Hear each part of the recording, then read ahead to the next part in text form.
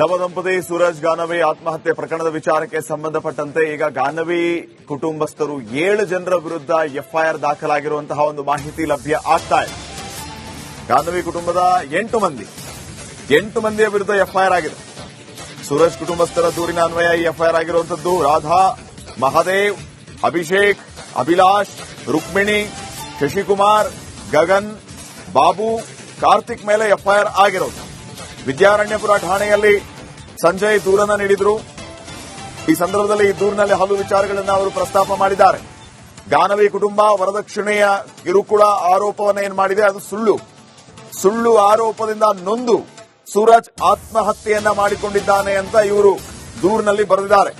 ಹಾಗೇನೆ ಸೂರಜ್ ತಾಯಿ ಜಯಂತಿ ಆರೋಗ್ಯ ಸ್ಥಿತಿ ಗಂಭೀರವಾಗಿದೆ.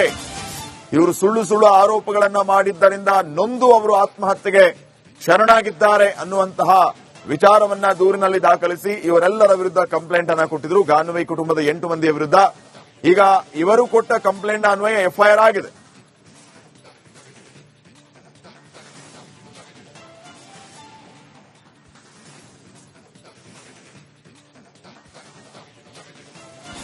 ಇನ್ನ ಗಾನವಿ ಪ್ರೀತಿಯ ವಿಚಾರವನ್ನ ಮುಚ್ಚಿಟ್ಟು ಇವರು ಮದುವೆ ಮಾಡಿದ್ದಾರೆ ಅನ್ನುವಂತಹ ಆರೋಪವನ್ನ ಕೂಡ ಇದೇ ಸಂದರ್ಭದಲ್ಲಿ ಅವರು ಮಾಡಿದ್ದಾರೆ. ಗಾನವಿ ಪ್ರೀತಿ ವಿಚಾರ ಮುಚ್ಚಿಟ್ಟು ಮದುವೆಯನ್ನ ಮಾಡಿರೋ ಆರೋಪ. ಹನಿಮೂನ್ನಲ್ಲಿ ಗಾನವಿ ಲವ್ ಮ್ಯಾಟರ್ ರಿವೀಲ್ ಆಗಿದೆ. ಗಾನವಿ ಹರ್ಷ ಎಂಬಾತನ ಜೊತೆಗೆ ಪ್ರೀತಿ ಮಾಡ್ತಾ ಇದ್ದ ಆರೋಪ ಕೇಳಿ ಬಂದಿದೆ. ಪ್ರೀತಿ ವಿಚಾರವನ್ನ ತಿಳಿದು ಹನಿಮೂನ್ನಿಂದ ಅರ್ಧಕ್ಕೆ ವಾಪಸ್ ಆಗಿದ್ದಾರೆ. ಮಾನಹಾನಿ ಮಾಡಿದ್ದ ಕಾರಣ ಸೂರಜ್ ಆತ್ಮಹತ್ಯೆಗೆ ಶರಣು. ಇದು ಕಂಪ್ಲೇಂಟ್ನಲ್ಲಿ ಪ್ರಸ್ತಾಪವಾಗಿರುವ ವಿಚಾರಗಳು. ಸಂಜಯ್ ಅನ್ನುವಂಥವ್ರು ಈಗ ಕಂಪ್ಲೇಂಟ್ ಕೊಟ್ಟಿದ್ರು ವಿದ್ಯಾರಣ್ಯಪುರ ಠಾಣೆಯಲ್ಲಿ. ಆ ದೂರಿನ ಅನ್ವಯ 8 ಮಂದಿ ವಿರುದ್ಧ ಎಫ್ಐಆರ್ ಆಗಿದೆ.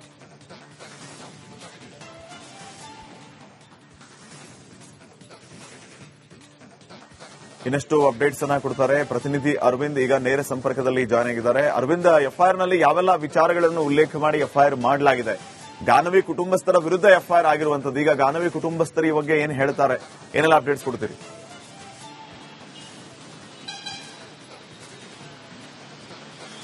ಎಸ್ ಶ್ರೀಪಾದ್, ಖಂಡಿತವಾಗ್ಲೂ ಕೂಡ ನವದಂಪತಿಯ ಸೂಸೈಡ್ ಕೇಸ್ ಪ್ರಕರಣ ಏನಿತ್ತು, ಇದು ಬಹಳಷ್ಟು ಚರ್ಚೆಗೆ ಗ್ರಾಸವಾಗಿದ್ದಂತಹ ಪ್ರಕರಣ ಆಗಿತ್ತು. ಕಂಪ್ಲೀಟ್ ಆಗಿ ಸೂರಜ್ ಮತ್ತು ಕುಟುಂಬಸ್ಥರದ್ದೇ ತಪ್ಪು ಅನ್ನುವ ರೀತಿಯಲ್ಲಿ ಬಿಂಬಿಸಿದ್ರು ಅನ್ನುವಂತಹ ಆರೋಪ ಈಗ ಸದ್ಯ ಕೇಳಿ ಬರ್ತಾ ಇರುವಂತದ್ದು.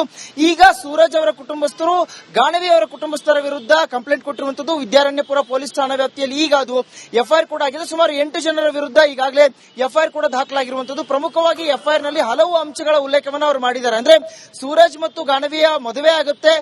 ಡಿಸೆಂಬರ್ ಆ ಒಂದು ಮದುವೆ ಆದ ಬಳಿಕ ಅವರು ಶ್ರೀಲಂಕಾಗೆ ಹನಿಮೂನ್ಗೆ ಹೋಗ್ತಾರೆ. ಹೋದ ಬಳಿಕ ಅಲ್ಲಿಂದ ಅರ್ಧಕ್ಕೆ ಅವರು ವಾಪಸ್ ಆಗ್ತಾರೆ. ಆಗುವಂತ ಸಂದರ್ಭದಲ್ಲಿ ಆಕೆ ಅಂದ್ರೆ ಶ್ರೀಲಂಕಾದಲ್ಲಿ ಹರ್ಷ ಅನ್ನುವಂತ ಹುಡುಗನ ನಾನು ಪ್ರೀತಿಸ್ತಾ ಇದ್ದೆ ಅನ್ನುವಂತ ವಿಷಯವನ್ನ ಸೂರಜ್ ಹೇಳ್ತಾಳೆ. ಆಘಾತಕ್ಕೊಳಗಾದಂತಹ ಸೂರಜ್ ಆ ಒಂದು ವಿಷಯವನ್ನ ಅವರ ಕುಟುಂಬಸ್ಥರಿಗೂ ಕೂಡ ತಿಳಿಸಿರ್ತಾನೆ. ಅಲ್ಲಿಂದ ಅವರು 21ರಂದೇ ಮರಳಿ ಬರ್ತಾರೆ. 22ನೇ ತಾರೀಕಿನಂದು ಗಾನವಿಯನ್ನ ಅವರ ಕುಟುಂಬಸ್ಥರು ಅಂದ್ರೆ ಅವರ ಸಹೋದರ ಅಭಿಷೇಕ್ ಜೊತೆಗೆ ಇನ್ನುಳಿದವರು ಎಲ್ಲರೂ ಕೂಡ ಅವರನ್ನ ಕರೆದುಕೊಂಡು ಹೋಗ್ತಾರೆ.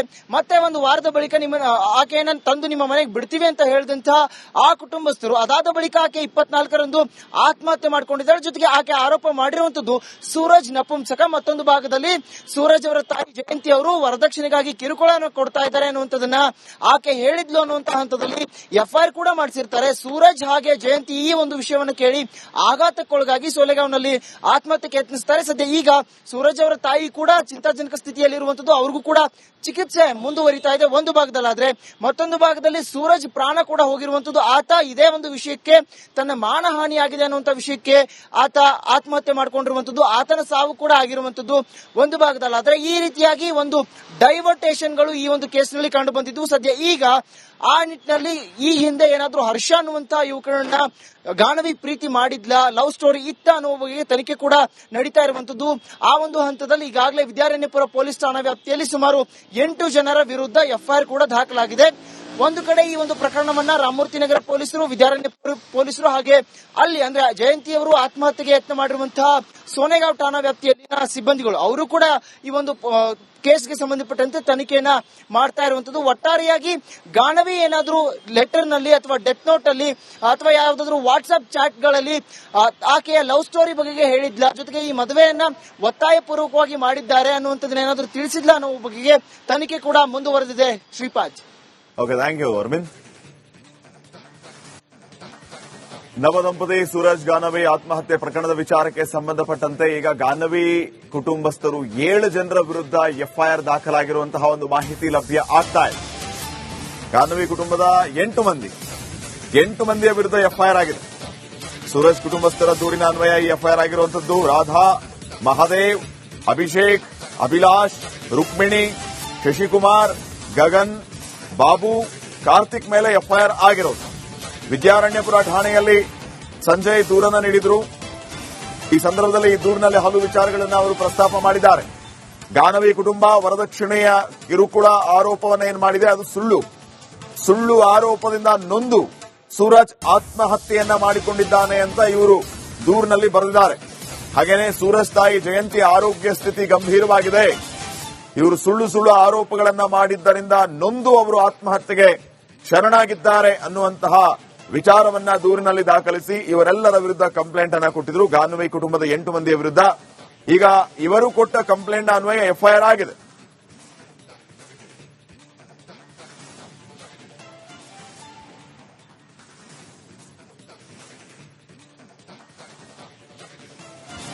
ಇನ್ನ ಗಾನವಿ ಪ್ರೀತಿಯ ವಿಚಾರವನ್ನ ಮುಚ್ಚಿಟ್ಟು ಇವರು ಮದುವೆ ಮಾಡಿದ್ದಾರೆ ಅನ್ನುವಂತಹ ಆರೋಪವನ್ನ ಕೂಡ ಇದೇ ಸಂದರ್ಭದಲ್ಲಿ ಅವರು ಮಾಡಿದ್ದಾರೆ. ಗಾನವಿ ಪ್ರೀತಿ ವಿಚಾರ ಮುಚ್ಚಿಟ್ಟು ಮದುವೆಯನ್ನ ಮಾಡಿರುವ ಆರೋಪ. ಹನಿಮೂನ್ನಲ್ಲಿ ಗಾನವಿ ಲವ್ ಮ್ಯಾಟರ್ ರಿವೀಲ್ ಆಗಿದೆ. ಗಾನವಿ ಹರ್ಷ ಎಂಬಾತನ ಜೊತೆಗೆ ಪ್ರೀತಿ ಮಾಡ್ತಾ ಇದ್ದ ಆರೋಪ ಕೇಳಿ ಬಂದಿದೆ. ಪ್ರೀತಿ ವಿಚಾರವನ್ನ ತಿಳಿದು ಹನಿಮೂನ್ನಿಂದ ಅರ್ಧಕ್ಕೆ ವಾಪಸ್ಸಾಗಿದ್ದಾರೆ. ಮಾನಹಾನಿ ಮಾಡಿದ ಕಾರಣ ಸೂರಜ್ ಆತ್ಮಹತ್ಯೆಗೆ ಶರಣು. ಇದು ಕಂಪ್ಲೇಂಟ್ನಲ್ಲಿ ಪ್ರಸ್ತಾಪವಾಗಿರುವ ವಿಚಾರಗಳು. ಸಂಜಯ್ ಅನ್ನುವಂಥವ್ರು ಈಗ ಕಂಪ್ಲೇಂಟ್ ಕೊಟ್ಟಿದ್ರು ವಿದ್ಯಾರಣ್ಯಪುರ ಠಾಣೆಯಲ್ಲಿ. ಆ ದೂರಿನ ಅನ್ವಯ 8 ಮಂದಿ ವಿರುದ್ಧ ಎಫ್ಐಆರ್ ಆಗಿದೆ.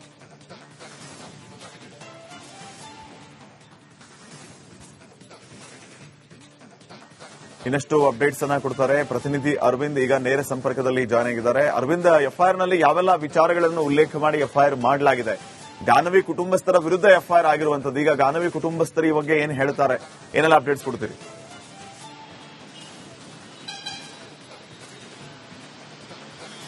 ಎಸ್ ಶ್ರೀಪಾದ್, ಖಂಡಿತವಾಗ್ಲೂ ಕೂಡ ನವದಂಪತಿಯ ಸೂಸೈಡ್ ಕೇಸ್ ಪ್ರಕರಣ ಏನಿತ್ತು ಇದು ಬಹಳಷ್ಟು ಚರ್ಚೆಗೆ ಗ್ರಾಸವಾಗಿದ್ದಂತಹ ಪ್ರಕರಣ ಆಗಿತ್ತು. ಕಂಪ್ಲೀಟ್ ಆಗಿ ಸೂರಜ್ ಮತ್ತು ಕುಟುಂಬಸ್ಥರದ್ದೇ ತಪ್ಪು ಅನ್ನುವ ರೀತಿಯಲ್ಲಿ ಬಿಂಬಿಸಿದ್ರು ಅನ್ನುವಂತಹ ಆರೋಪ ಈಗ ಸದ್ಯ ಕೇಳಿ ಬರ್ತಾ ಇರುವಂತದ್ದು. ಈಗ ಸೂರಜ್ ಅವರ ಕುಟುಂಬಸ್ಥರು ಗಾನವಿ ಅವರ ಕುಟುಂಬಸ್ಥರ ವಿರುದ್ಧ ಕಂಪ್ಲೇಂಟ್ ಕೊಟ್ಟಿರುವಂತದ್ದು ವಿದ್ಯಾರಣ್ಯಪುರ ಪೊಲೀಸ್ ಠಾಣಾ ವ್ಯಾಪ್ತಿಯಲ್ಲಿ. ಈಗ ಅದು ಎಫ್ಐಆರ್ ಕೂಡ ಆಗಿದೆ. ಸುಮಾರು 8 ಜನರ ವಿರುದ್ಧ ಈಗಾಗಲೇ ಎಫ್ಐಆರ್ ಕೂಡ ದಾಖಲಾಗಿರುವಂತದ್ದು. ಪ್ರಮುಖವಾಗಿ ಎಫ್ಐಆರ್ ನಲ್ಲಿ ಹಲವು ಅಂಶಗಳ ಉಲ್ಲೇಖವನ್ನು ಅವರು ಮಾಡಿದ್ದಾರೆ. ಅಂದ್ರೆ ಸೂರಜ್ ಮತ್ತು ಗಾನವಿಯ ಮದುವೆ ಆಗುತ್ತೆ. ಡಿಸೆಂಬರ್ ಆ ಒಂದು ಮದುವೆ ಆದ ಬಳಿಕ ಅವರು ಶ್ರೀಲಂಕಾಗೆ ಹನಿಮೂನ್ಗೆ ಹೋಗ್ತಾರೆ. ಹೋದ ಬಳಿಕ ಅಲ್ಲಿಂದ ಅರ್ಧಕ್ಕೆ ಅವರು ವಾಪಸ್ ಆಗ್ತಾರೆ. ಆಗುವಂತ ಸಂದರ್ಭದಲ್ಲಿ ಆಕೆ ಅಂದ್ರೆ ಶ್ರೀಲಂಕಾದಲ್ಲಿ ಹರ್ಷ ಅನ್ನುವಂತ ಹುಡುಗನ ನಾನು ಪ್ರೀತಿಸ್ತಾ ಇದ್ದೆ ಅನ್ನುವಂತಹ ವಿಷಯವನ್ನ ಸೂರಜ್ ಹೇಳ್ತಾಳೆ. ಆಘಾತಕ್ಕೊಳಗಾದಂತಹ ಸೂರಜ್ ಆ ಒಂದು ವಿಷಯವನ್ನ ಅವರ ಕುಟುಂಬಸ್ಥರಿಗೂ ಕೂಡ ತಿಳಿಸಿರ್ತಾನೆ. ಅಲ್ಲಿಂದ ಅವರು 21ರಂದೇ ಮರಳಿ ಬರ್ತಾರೆ. 22ನೇ ತಾರೀಕಿನಂದು ಗಾನವಿಯನ್ನ ಅವರ ಕುಟುಂಬಸ್ಥರು ಅಂದ್ರೆ ಅವರ ಸಹೋದರ ಅಭಿಷೇಕ್ ಜೊತೆಗೆ ಇನ್ನುಳಿದವರು ಎಲ್ಲರೂ ಕೂಡ ಅವರನ್ನ ಕರೆದುಕೊಂಡು ಹೋಗ್ತಾರೆ.